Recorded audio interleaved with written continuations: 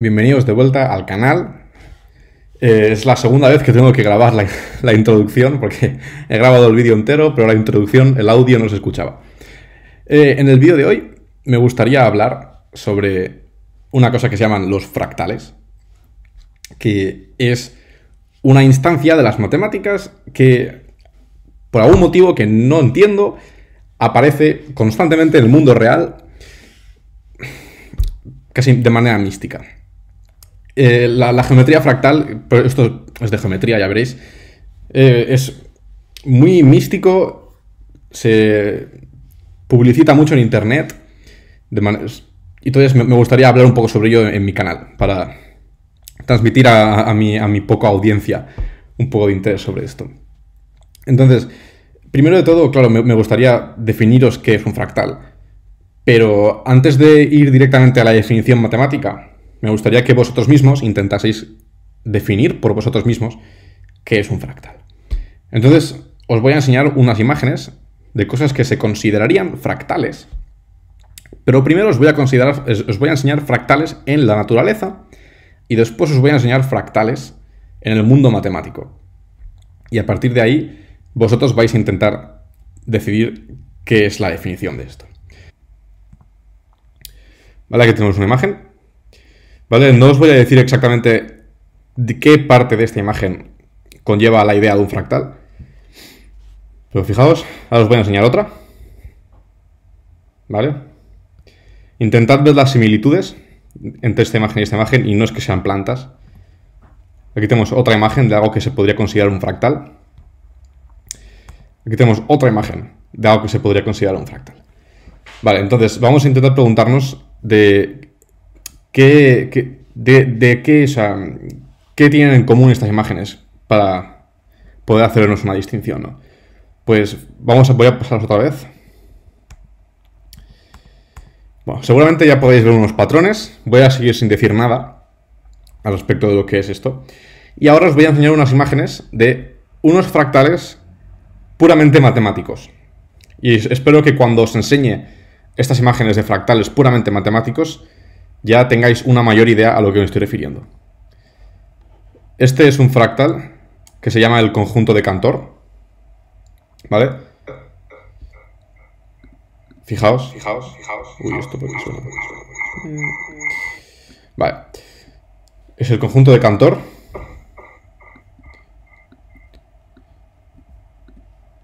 A ver si... Y este es el conjunto de Sierpinski.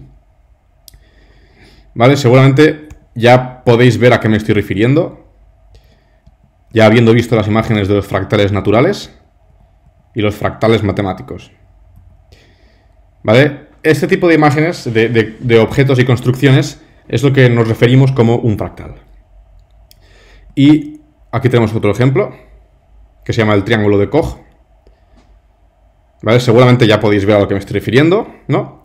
Y aquí tenemos un último ejemplo de un fractal en la naturaleza. De cuando lo descubrí hace unos días, me dio la idea de hacer este vídeo y de ponerme a estudiar esto porque es alucinante. ¿Vale? No os voy a decir de dónde sale esta imagen, porque esta imagen también sale del mundo real. No os voy a decir de dónde sale hasta el final del vídeo. Así que intentad pensar de dónde sale esta foto y aguantad hasta el final del vídeo para saberlo. Entonces, vamos a intentar definir qué es un fractal. Vale, ahora voy a daros una definición matemática que seguramente no significa absolutamente nada para vosotros. Y francamente para mí tampoco significa mucho porque no he llegado a entender perfectamente todos esos términos. Pero la definición formal es un conjunto S con una dimensión Hausdorff-Besicovitch estrictamente mayor a su dimensión topológica. No vamos a entrar en detalle porque creo que no aporta nada interesante entrar en esto. Aquí tengo unos extractos de unos libros que he estado leyendo. Los voy a traducir, obviamente. El de arriba pone, este de aquí, otra característica de los fractales es la diferencia que tienen de los conjuntos de geometría clásica.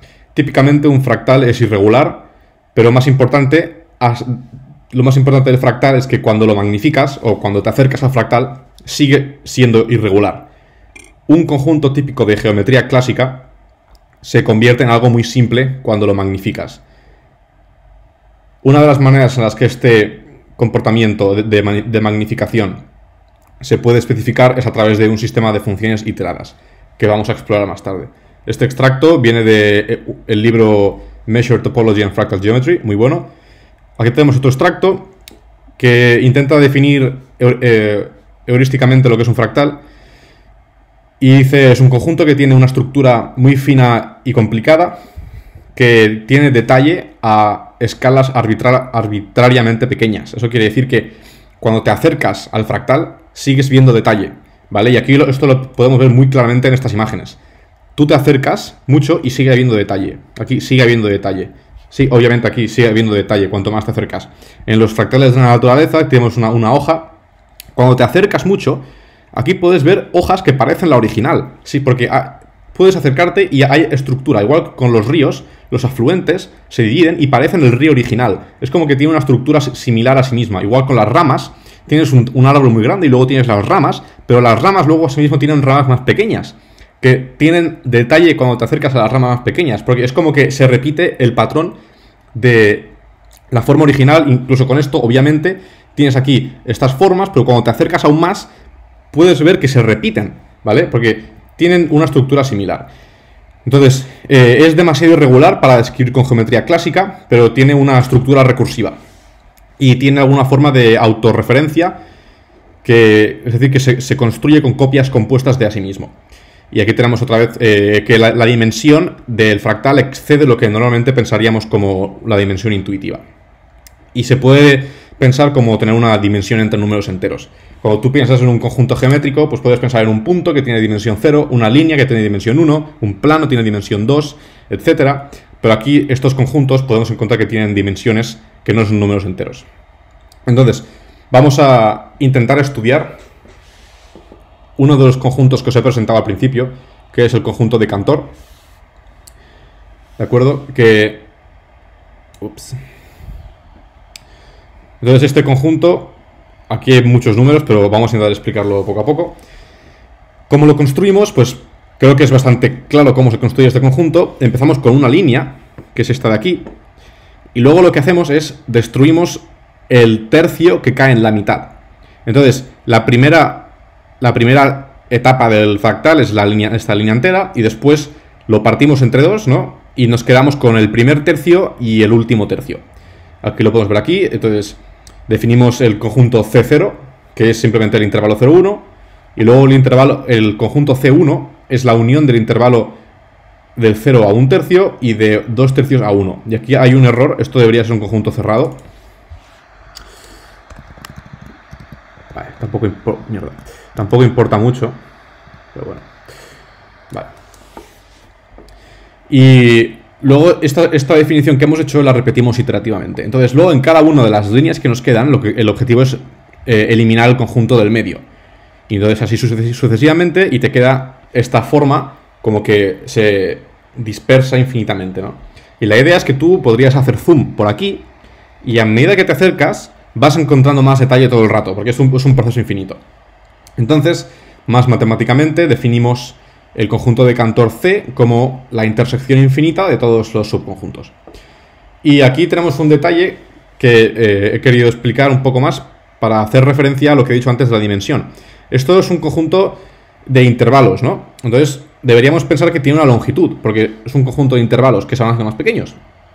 Pero si te fijas, en cada iteración del conjunto tenemos 2 a la potencia de k subconjuntos, ¿no? Al principio solo tenemos 1, luego tenemos 2, luego 4, luego 8, etc.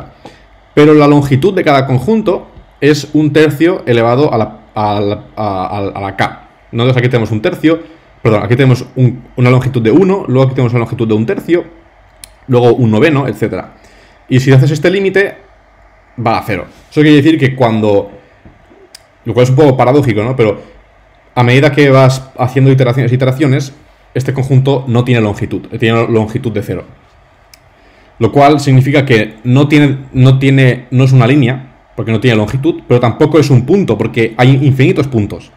Entonces aquí estamos como algo en el medio, de que no es bien ni un punto ni una línea, es algo entre medio, ¿no?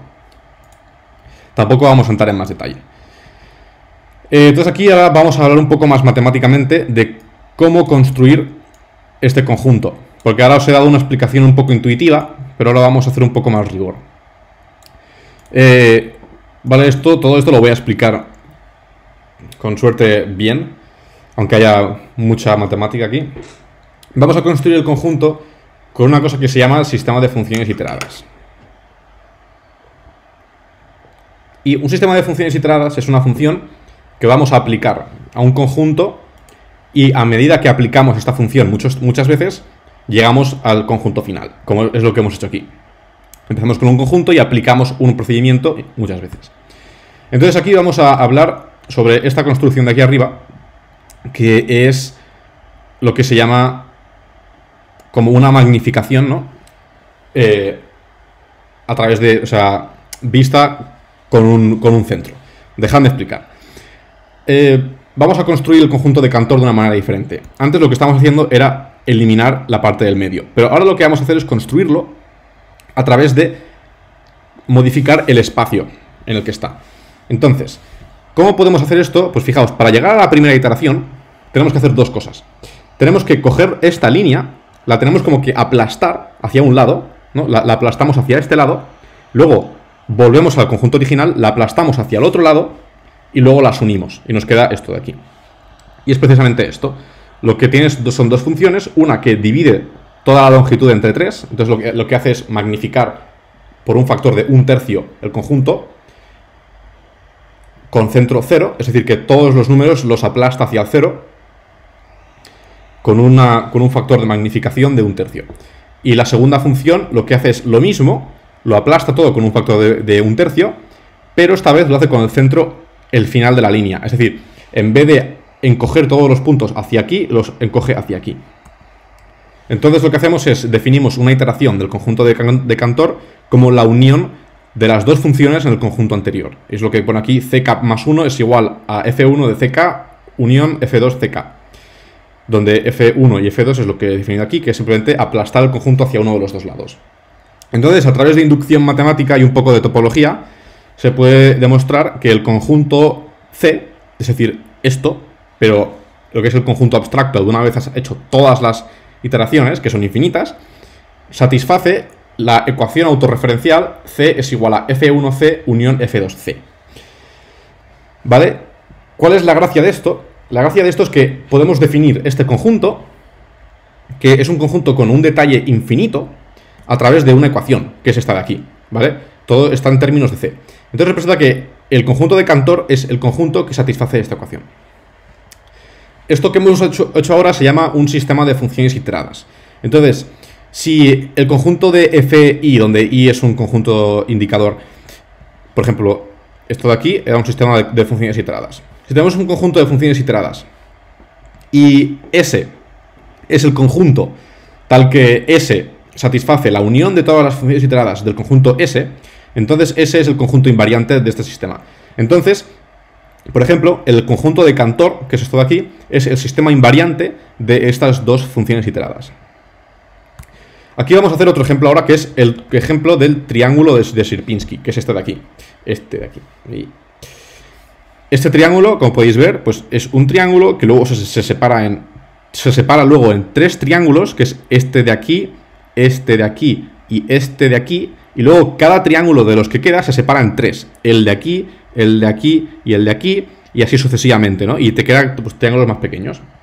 Entonces, vamos a construir este conjunto con el mismo concepto, el concepto de sistemas de funciones iteradas. Entonces, lo que vamos a definir es algo similar. Vamos a definir una función que aplasta el espacio, pero esta vez aplasta el espacio en dos dimensiones, porque ahora estamos trabajando en dos dimensiones, antes estábamos trabajando en una dimensión, y es el mismo concepto. Entonces vamos a definir esta delta AR, que va de R2 a R2, y entonces un vector X en R2 lo envía al vector A más R multiplicado por la distancia entre ellos. Entonces, ¿qué es lo que hace esto? Lo que hace esto es, tú coges tu vector X, que está en alguna parte, calcula cuánta distancia está de tu centro de magnificación, que será el A, y entonces esta distancia luego lo que hace es la encoge. Este es el concepto de aplastar el espacio, ¿no? Entonces, aquí vamos a construir la primera iteración del triángulo. Tú empiezas con un triángulo lleno, que está todo lleno, y luego lo que haces tres cosas diferentes. Lo aplastas con una magnificación de 1 medio, o de 2, depende de cómo lo mires. hacia el vértice 1, es decir, todo este triángulo, lo coges y lo comprimes, ¿vale? Te queda algo así. Lo comprimes, ¿vale? Hacia el vértice 1, y entonces te queda este triángulo más pequeño. Luego vuelves atrás y lo repites lo mismo, pero con el vértice 2, entonces lo aplastas todo hacia esta dirección, ¿no? Entonces lo cogerías así y lo aplastarías en esta dirección y te quedaría este triángulo, y luego lo mismo pues con este de aquí, y lo aplastarías hacia arriba, y entonces te quedaría pues esto de aquí, ¿no? Algo así. Y entonces luego unes los tres triángulos y te queda una iteración del triángulo de Sierpinski. Entonces la idea es que luego cogerías todo esto y volverías a hacer lo mismo, y lo haría más pequeñito así, y lo harías con los tres vértices, y a medida que haces este proceso infinitas veces te queda el triángulo este con infinito detalle, este de aquí.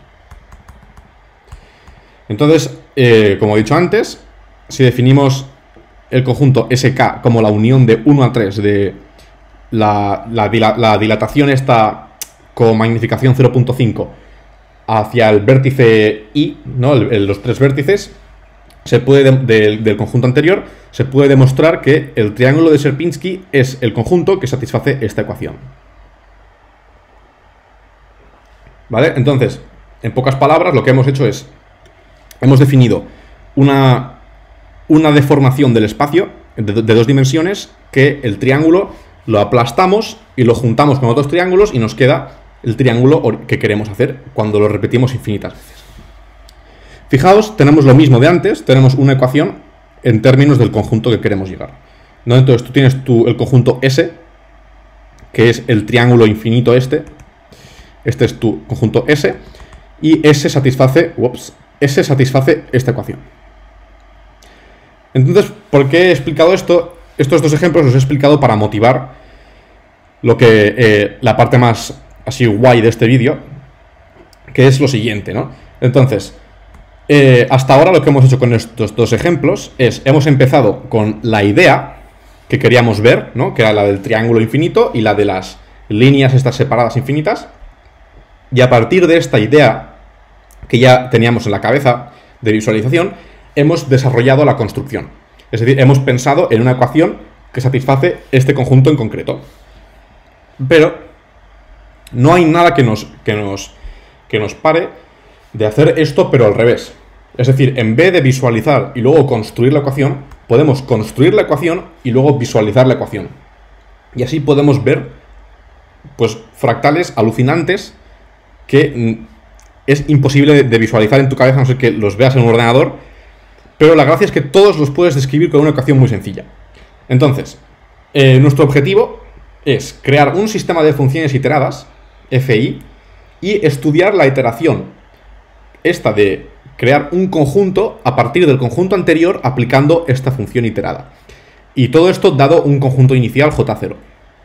Concretamente, lo que nos interesa es estudiar el conjunto final, que es el conjunto J, que es el conjunto que satisface la ecuación J es igual a la unión de las funciones iteradas. ¿De acuerdo? Esto es una ecuación autorreferencial. Entonces, nuestro objetivo es estudiar este conjunto J para diferentes funciones iteradas. Entonces, voy a hacer un pequeño discurso de detalle más técnico que tengo que hacer para los que estáis más interesados en el detalle matemático. Me tengo que poner aquí. Vale. Y voy a intentar explicar más rigurosamente qué es lo que está sucediendo aquí. Pues, lo que vamos a hacer es considerar el espacio métrico euclideano en n dimensiones, y obviamente nos vamos a restringir a 2 y 3, pero se puede hacer en más dimensiones. Y de hecho he visto vídeos en YouTube de gente que crea fractales en 4 dimensiones y después los proyecta a 3 dimensiones y queda auténticas barbaridades. ¿Vale? Entonces, nuestro objetivo es ahora, dado una familia de funciones iteradas, que va a ser lo que ahora nos vamos a inventar, ¿vale? Era lo que antes, a partir de la visualización, lo construíamos, pero ahora vamos a construir la función iterada y vamos a ver qué es lo que sale.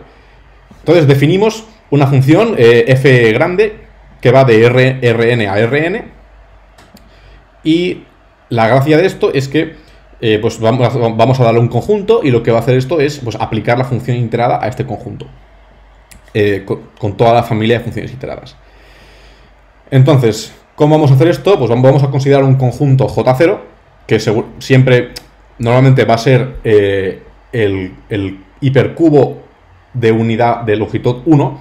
Por ejemplo, el cuadrado, la línea, o sea, en el conjunto de Cantor hemos cogido la línea 0,1, luego vamos a coger el cuadrado de unidad, etcétera. Y este conjunto es cerrado y limitado en espacio euclidiano en dimensiones, y entonces por una cosa que se llama el teorema de Heine-Borel, deducimos que es compacto. Y entonces, si escogemos cuidadosamente nuestras funciones iteradas, tal que nuestra función f grande sea una contracción es simplemente una transformación que hace que los puntos se vean más juntitos. Que es precisamente lo que hemos hecho antes, ¿no? Hemos definido dos funciones que cogían el espacio y lo aplastaban, ¿no? Eso es una contracción, precisamente. Entonces, si tu función es una contracción, se puede deducir, ¿vale? Y esto es un argumento muy complicado que no puedo poner en este vídeo porque requiere demasiada explicación matemática.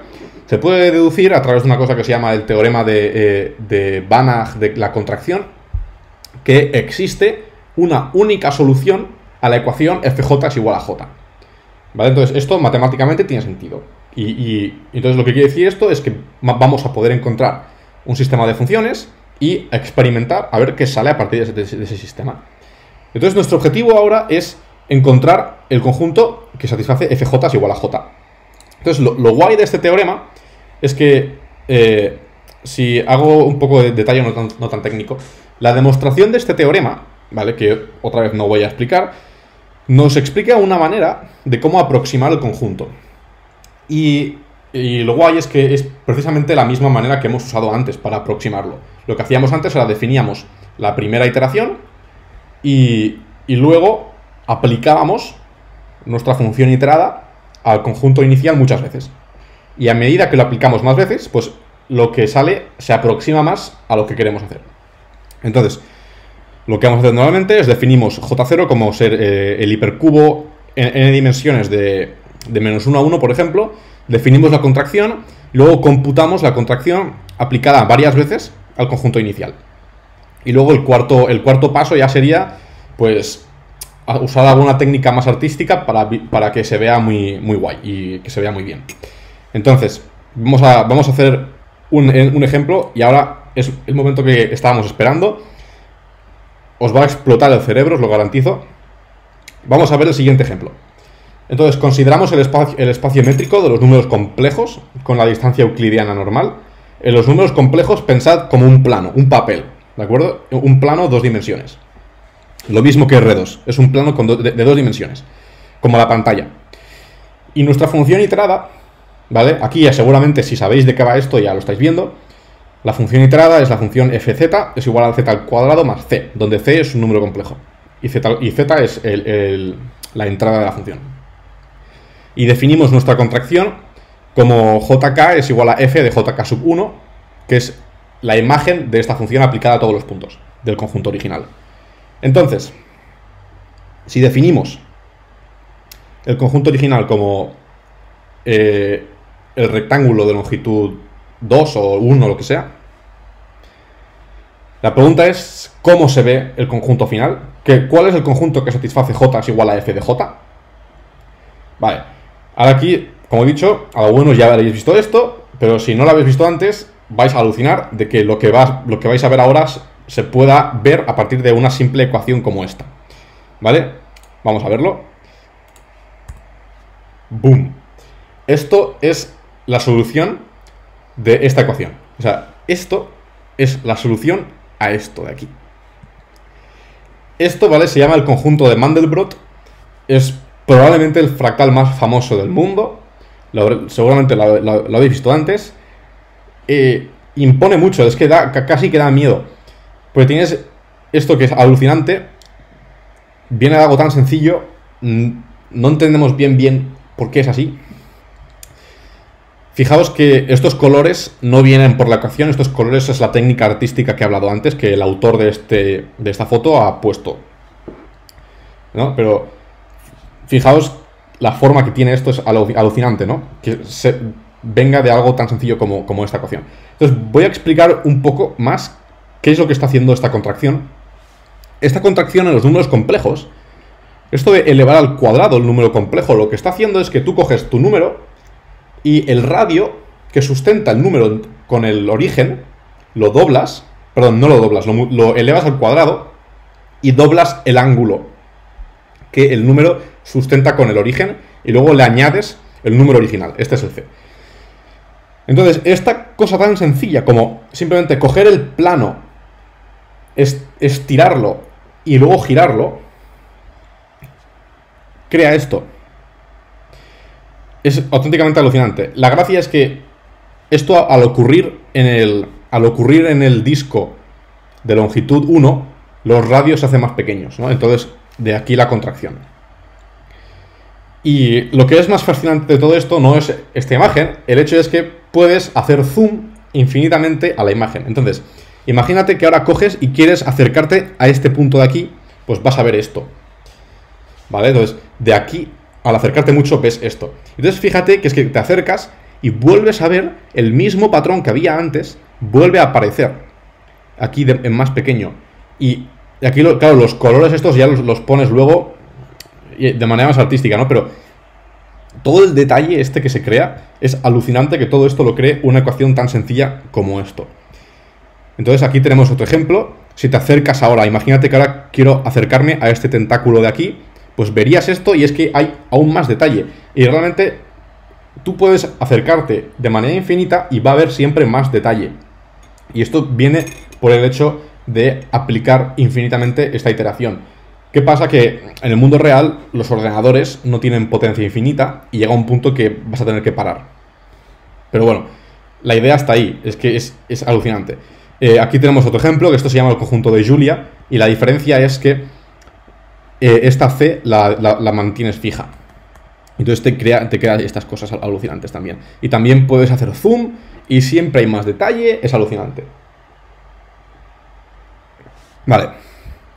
Esto era en 2 dimensiones. Y ahora ya para acabar el vídeo, os quiero enseñar otro ejemplo que es aún más, creo yo, aún más impresionante. Y es que vamos a hacerlo en 3 dimensiones, ¿vale? Es algo similar, pero en 3 dimensiones. Vamos a considerar el espacio métrico en 3 dimensiones, con la métrica usual, ¿vale? Si no sabes lo que quiere decir esto, ignóralo. Y definimos la función iterada así, que es que vamos a descomponer un punto en 3 dimensiones con el radio que sustenta con el origen. Esto debería hacerlo así, porque si no sale en la cámara. Tienes el radio que sustenta con el origen, ¿vale? Tienes un punto, hay una distancia que hay entre el punto y el origen, y este punto tiene 2 ángulos. Tiene un ángulo ecuatorial y un ángulo polar, ¿no? Imagínate, si tú tienes la Tierra, un punto en la Tierra, tiene una distancia del centro de la Tierra, tiene un ángulo con el ecuador y un ángulo con el polo norte, ¿no? Pues esto es lo mismo. Un punto en 3 dimensiones tiene un radio y 2 ángulos. Entonces, vamos a definir esta función ahora como coger un punto, elevar el radio a k y multiplicar por k los 2 ángulos. Y aquí k es un número natural o no natural, de hecho, no importa, que puedes cambiar, ¿vale? Y la gracia es que diferentes valores de k te va a dar cosas alucinantes, auténticas virguerías. Entonces, como hemos hecho antes, definimos la iteración k, que es aplicar esta función, esto debería ser F mayúscula, pero bueno, aplicar esta función al conjunto anterior.